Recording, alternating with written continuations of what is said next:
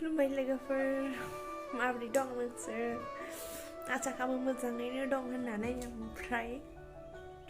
आंनि बे first blog आरोना ओमफ्राय लाजिदों मा बुंगोन मा थागोन जादों आरोना माने खालामफेरा नालाय फेस माने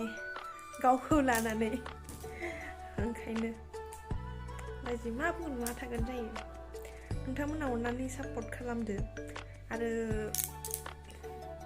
40 नांगौ 40 माने 40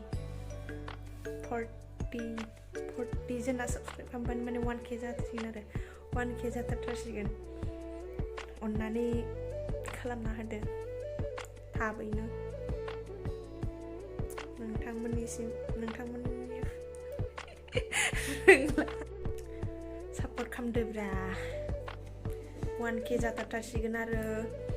40 जनल' साबस्क्राइब खालामनांगौ बास थाबैनो खालामना होदो बुंनोबो रोङा नालाय मा बुंगोन मा थागोन जायो गोदान ना लासै लासै सोलोंलांगोन खालामबाय थाबा ना मा होनो ओमफ्राय नोंथांमोना अननानै सापर्ट खालामदो थाबैनो 1K खालामना होदो इमोन मा होनबावनो आरो मा बुंगोन मा थागोन जायो रायलायनोबो रोङा नालाय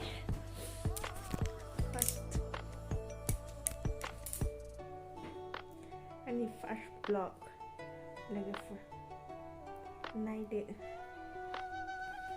मोजां मोनदोंबा लाइक खालाम